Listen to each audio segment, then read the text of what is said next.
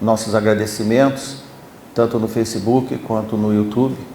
Nossa gratidão e nossa devedoria a você que nos ouve. Que Deus nos ajude muito neste momento. Eu peço para você abrir sua Bíblia, quem está em casa e quem está aqui no templo, também em João capítulo 15. Neste texto, Jesus estava com os seus discípulos, aconselhando e também acomodando eles numa vida futura que eles iam ter e principalmente consolando os seus discípulos. É o que eles mais precisavam. Ora, quando nós falamos em consolo, é o que nós precisamos tanto nos dias de hoje. Alguém para nos consolar, alguém para dizer palavras que nós precisamos ouvir. Jesus sempre foi o homem que chegou para falar o que cada um de nós precisava. E com seus discípulos ele falou tudo o que eles precisavam.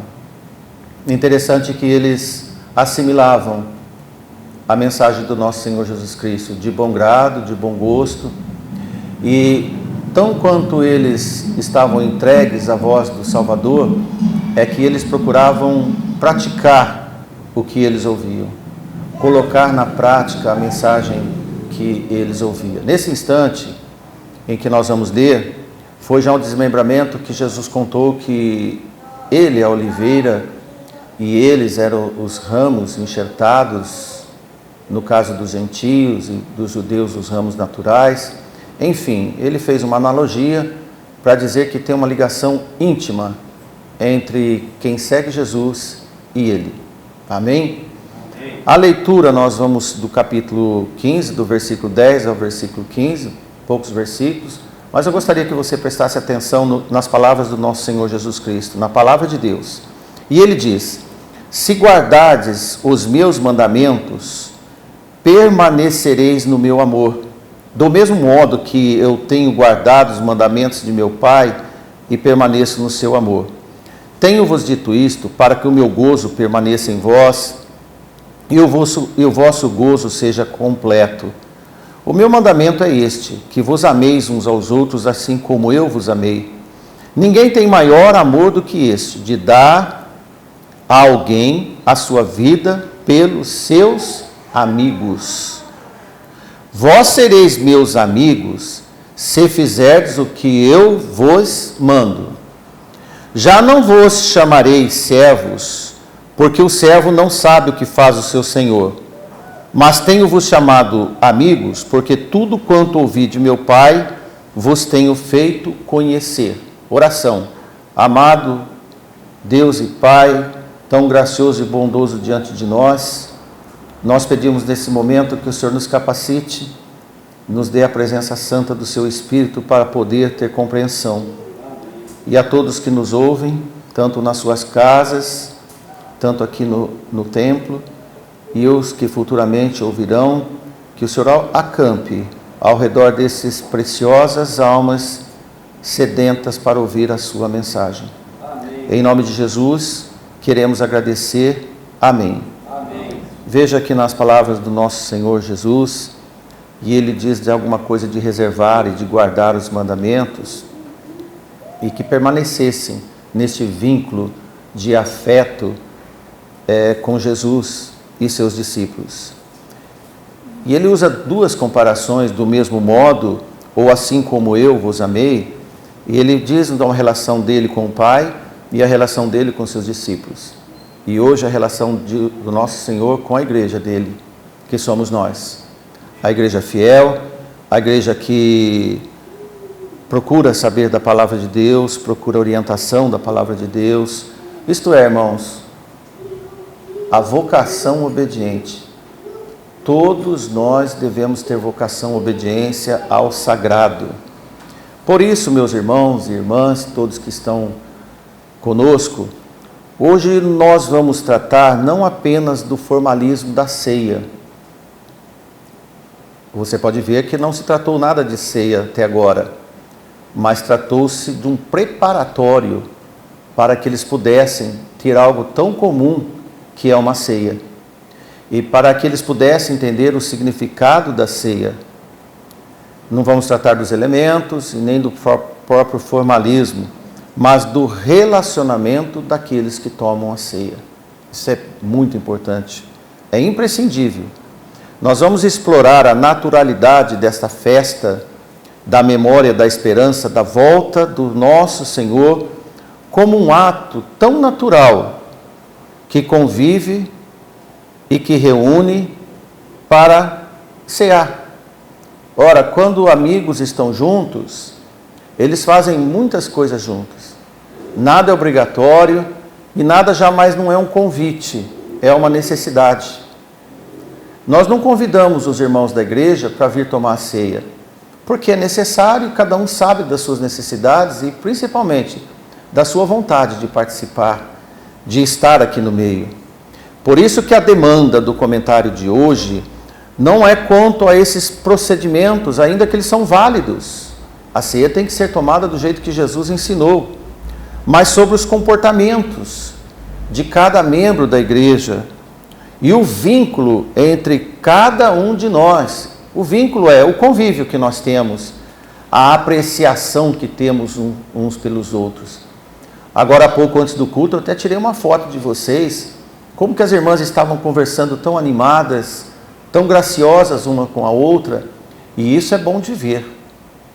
É evidência de que são compatíveis nos assuntos, na graciosidade de estar juntos, no prazer de conversar, e veremos o quanto é importante a preparação do antes da ceia, para depois ver o resultado pós-ceia, o dia a dia, e a voluntariedade de ser e estar participante, porque a ceia é consequência de afetos, assim como Jesus e seus discípulos quando foi preparado a ceia.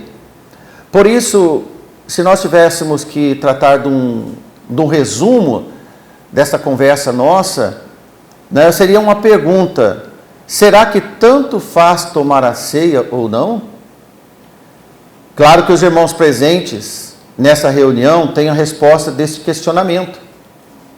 A ceia continua e ela é contínua, fundamental em qualquer igreja unida que espera Jesus voltar. É um reafirmamento, repactuação de compromisso.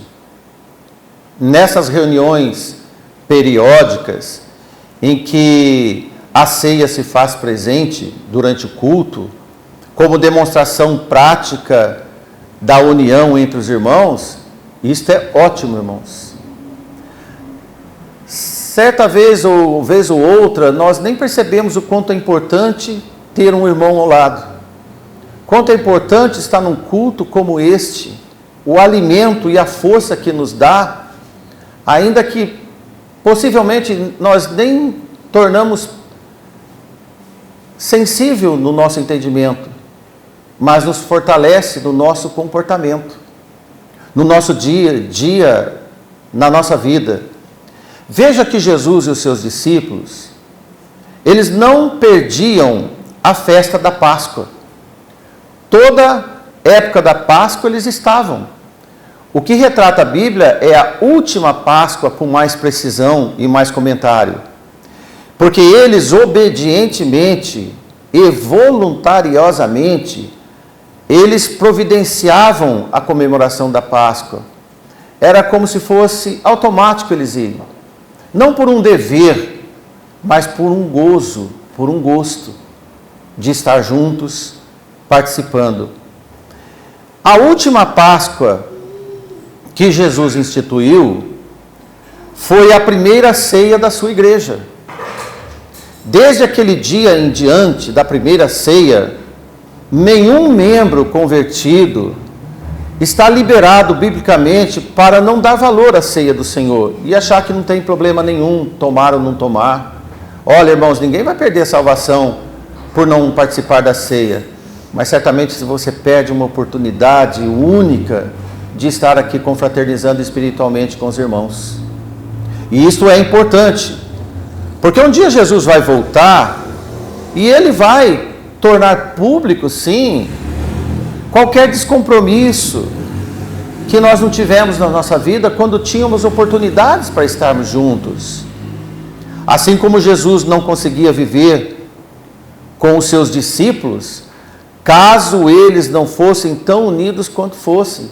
Imagine Jesus no meio de uma baderna de 12 homens, não se combinando, não obedecendo ninguém, mas ele teve um privilégio, um grato privilégio de ter homens que, embora ainda num tempo obscuro para eles entender o que era de fato o que estava acontecendo na vida deles, eles obedeciam. Isso é uma lição para nós.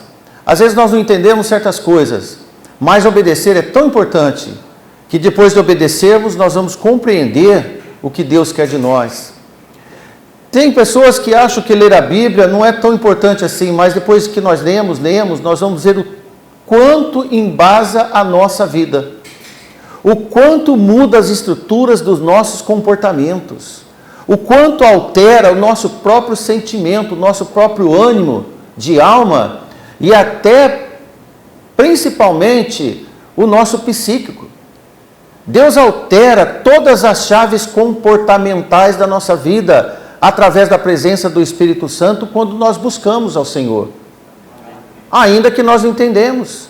Abraão foi chamado para ir para um lugar que ele nem imaginava onde era. A vida dele não estava ruim, mas ele obedeceu sem saber para onde ia. Mas que Deus fez na vida daquele homem? E a nossa vida, irmãos, tem essa prática dos resultados prósperos da obediência. Toda parceria é fruto de cumplicidade. Quando nós temos nossos melhores amigos, socialmente nós nos sentimos bem. Quando nós temos os melhores amigos em fé, espiritualmente nós somos melhores. Assim foi Jesus, com todas as perseguições que eles tiveram, entre os 12 e ele, e mais outros que apareciam, aquelas mulheres maravilhosas que circulavam em volta deles, irmãos. Tão expressivo foi, com um número pequeno, mas de tanta vontade de cumprir a vontade de Deus, a obra de Deus na vida deles.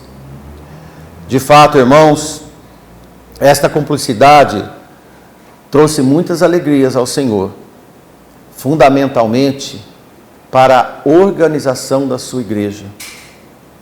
Por isso que, antes de entrarmos no assunto sobre os itens e procedimentos da ceia, é necessário conversarmos sobre a amizade e cumplicidade que havia entre Jesus e os seus discípulos, e isso estamos fazendo com você agora. De igual modo, é necessário entre nós confirmarmos e reafirmarmos as nossas amizades uns com os outros, como amigos verdadeiros, e a união nos dias das nossas próprias reuniões. Como é bom quando nós montamos num carro, numa van, e vamos para a Ilha Solteira, e lá encontramos os irmãos animados, e voltamos animados, e as coisas vão melhorando para nós. Embora o mundo está cada vez pior, Paulo diz que o mundo vai de mal a pior, e o povo de Deus tem que ir cada vez de bem a melhor. Eles pioram lá fora, e nós melhoramos aqui dentro. Porque nós sabemos que o bem vence o mal. Não queremos entrar no atoleiro do mundo para resolver a questão do mundo. Vamos resolver as nossas questões que Cristo deixou para nós. E vamos ver o que de bom vai acontecer para nós. Isso é importante, irmãos, porque vir nos cultos é bom. Melhor é vir e estar unido ao corpo de Cristo. Você, por exemplo, que nos visita apenas, muito bom ter você aqui. Mas se um dia você fazer parte dessa igreja, você vai ver que é muito melhor. Porque aí você vai ser comum entre os irmãos. Amém? E isso é importante para todos nós, porque a ceia diz tudo sobre a reunião, que é este momento de reunião, e união num só corpo do Senhor, a sua igreja. A igreja está apanhando tanto do mundo aí fora. A igreja apanha do mundo e apanha de alguns de dentro. Mas ela sobrevive. A história da igreja foi sempre apanhar e ser ofendida. Mas ela é a noiva do Senhor. E Jesus disse que não mexa com a minha igreja, que as portas do inferno não vão prevalecer contra ela. Quantas coisas ruins já aconteceram nesta igreja, mas ela permanece viva e com a eficácia da palavra de Deus. Você já parou para pensar sobre o poder de Deus nessas circunstâncias? Da operação de Deus sobre um povo tão gracioso como são vocês, meus irmãos? Ah, meus irmãos, minhas irmãs, você que está aqui, a união tal como Jesus ensinou aos amigos dele, e que logo mais ele partiria deste mundo, e nesse capítulo ele está tratando do assunto que ia mandar inclusive o Espírito Santo Consolador, sendo substituído por ele, e para a própria sobrevivência da moradia do Espírito Santo na igreja do Senhor, a igreja do Senhor precisou necessariamente, lá desde o início com seus discípulos, a manutenção desse afeto entre eles. Veja que Jesus partiu, eles ficaram temerosos, depois Jesus voltou ressurreto, reafirmou o pacto de compromisso. Então, irmãos, vou usar uma expressão meio pentecostal aqui, a igreja pegou fogo. A igreja incendiou o mundo afora e avançou, e não houve Império Romano, não vai haver nenhum império para impedir o progresso da igreja e a espera da volta do nosso Senhor Jesus Cristo até o dia da sua volta. Amém. Amém? Nada, irmãos. Deixa esses homens aí fora fazer as coisas erradas, ruins, perniciosas dele. O importante é a igreja fazer acontecer. E as coisas que Deus aprova, isto é, as coisas boas. Amém. Isso é compromisso nosso. Porque a união entre os apóstolos, que nós verificamos na palavra de Deus, a união entre os crentes, ainda é fundamental para a sobrevivência da igreja que você participa. Quando você desune da igreja, ou com algum membro, com algum irmãos da igreja, você está contribuindo, provocando a degradação da igreja que Jesus constituiu. E não deixa de ser grave. Qualquer igreja onde os membros não estão unidos no afeto, como amigos, Jesus disse a seus apóstolos, pelo Espírito do Senhor, certamente ela entrará em colapso. Irmão, você vê quantas igrejas estão capengando, quase mortas. E quando for fazer uma radiografia, vai ver que é evidente, muitos erros aconteceram. Mas não são apenas pelos fatos de pecados que aconteceram, principalmente a falta do amor, do apego à causa de Deus e a união do corpo de Cristo. Porque nas igrejas em que os seus membros zelam apenas pela doutrina, por exemplo, pelo formalismo, pelas reuniões solenes, não pode fazer barulho, não pode fazer isso, não pode fazer aquilo. Um monte de regras, criam regras para tudo, ou inventam regras e não cuidam da união, do amor de Deus, no mesmo Espírito. No dia da ceia, irmãos, é apenas um ajuntamento de pessoas estranhas, de pessoas diferentes, como Judas Iscariotes, por exemplo, que participou da ceia. Da primeira ceia, Judas estava presente. A ceia do Senhor não é apenas para ter obrigação de vir e participar, não é isso. Ninguém é obrigado a vir tomar a ceia. Pelo contrário, é fazer parte. É ser comum entre os irmãos e estar na comunhão. Porque é evidente, ser comum já está na comunhão. É bom ser comum com o irmão Renan, é bom ser comum com o irmão Davi, é bom ser comum com o irmão Moisés, é bom ser comum com a irmã Zumar. Olha, acho que nós temos mais de 50 pessoas aqui. É bom ser comum com vocês. O que nos resta? Tomar a ceia do Senhor na mais nobre forma que Ele nos ensinou. Se somos comuns, esperamos Jesus em comunhão. Amém. E olha que a ceia do Senhor, ela faz esses efeitos, porque qualquer membro unido, ele não vem apenas para a ceia, ele é parte da ceia. Amém. Ele não é um estranho, ele é parte, porque ele faz parte do corpo de Cristo, a sua igreja. Então ele faz parte da preparação, do envolvimento dia a dia com a igreja, está ligado ao corpo de Cristo, a sua igreja, Veja o que Marcos escreveu em 14:16. E saindo os seus discípulos, foram à cidade e acharam como lhes tinha dito e prepararam a Páscoa. Olha, interessante que os discípulos estavam envolvidos nos afazeres. Nesse momento, Jerusalém estava num burburinho total de muitos peregrinos, pessoas correndo para um lado e para o outro. E sabe o que os discípulos do Senhor estavam fazendo? Fazendo a mesma coisa que os judeus, preparando para a Páscoa. Só que, irmãos, toda Jerusalém ia sacrificar cordeiros. Agora Jesus e os 12 iam honrar o cordeiro vivo. Iam honrar o cordeiro vivo. E isso depois demorou tempo para eles entenderem o que estava acontecendo com eles. Enquanto isso, eles obedeciam. Um dia eles tiveram discernimento de quão fundamental foi a aplicação da primeira ceia.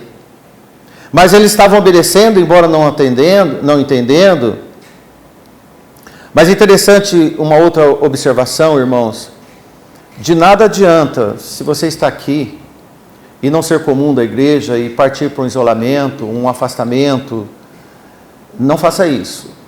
Eu quero ler um Provérbios com você, em Provérbios 18:1, e mostra uma característica que Deus não gosta. Provérbios 18:1 diz: busca satisfazer o seu próprio desejo aquele que se isola, os seus interesses. Ele insurge contra toda a sabedoria. Por que Salomão escreveu e o que ele quis dizer sobre esse provérbio?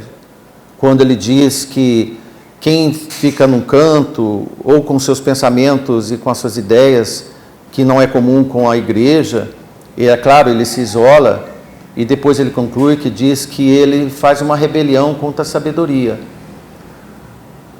Eu posso dizer para você, todo membro sábio de uma igreja, primeiro, ele é participante assíduo dos cultos do Senhor, a não ser que não dê para vir. E também, ele não gosta de perder a ceia. Qualquer um de nós que não anda comum conosco, misturado mesmo com nós estamos aqui, isto é, e além disso no mesmo parecer, certamente anda buscando satisfação dos seus próprios desejos pessoais. Por exemplo, Judas foi um caso tipo de comportamento que buscava desejos pessoais. Você sabia que Judas era um baita de um companheiro? Ele tinha ideias, tinha propostas, todas lógicas. Não pense que Judas era um homem que falava asneira, contava piadas. Não. Judas era um homem que tinha comportamento. De tanto que quando Jesus disse que um deles que estavam dos discípulos ia trair, os discípulos questionaram entre eles: por acaso sou eu? Nenhum falou vai ser Judas. Teve que Jesus dizer: aquele que mete a mão no prato comigo, este há de me trair. O Velho Testamento diz profeticamente, dizendo que o meu melhor amigo me traiu. Meu melhor amigo me traiu. De forma que Judas, ele participava, só que sentindo outros desejos. Por isso que eu trouxe Provérbios para você. Ele tinha outros desejos. E não havia sabedoria de Deus nele, porque ele não tinha o Espírito do Senhor. Não havia sabedoria de Deus nele. Ele sempre apresentava propostas diferentes dos outros discípulos, e de uma forma sorrateira, ardilosa, ele confrontava Jesus, a palavra do Mestre. Ele preocupava-se, por exemplo, como tem em algumas passagens, ele preocupava-se com o dinheiro, com o lucro e prejuízo do dinheiro que eles tinham. Ele se preocupava, por exemplo, com o desperdício de unguento, por exemplo, no caso de quando foi depositado o unguento. Foi ele que comentou, poderia vender e dar dinheiro aos pobres. Boa conclusão. Ninguém foi contra ele. Aliás, deram razão para ele. Ele argumentava como se gostasse dos pobres, e ele se envolvia com causas sociais e financeiras. Na verdade, Judas era o tipo, desculpa da expressão, mas a ele nós podemos dizer, o cara do contra, mas um contra com muita perspicácia, mas ele estava no meio dos 12. Neste dia, Judas Iscariotes estava participando da ceia entre os 12, e ele colocava a mão no prato para comer com todos, embora não estava na comunhão. Por mais simpático que ele foi em algum momento. Veja aqui em Marcos 14, 18, o que está escrito. E quando estavam assentados a comer, disse Jesus: em verdade vos digo que um de vós que comigo come, há de me trair. Esse foi um momento tenso da ceia, triste, tenso, em que embaraçou todo o ambiente alegre entre eles. Mesmo com a presença do inconveniente Judas Iscariotes, a ceia foi realizada sob o comando de Jesus. Ele não atrapalhou a ceia. Veja em Marcos 14, 23 e 25. E tomando o cálice, dando graças, deu a todos e beberam dele, e disse-lhes: isto é o meu sangue, o sangue do Novo Testamento, que é derramado por muitos, ou que por muitos é derramado. Em verdade vos digo que não beberei mais do fruto da vide até aquele dia em que eu beber de novo no reino de Deus. Amém?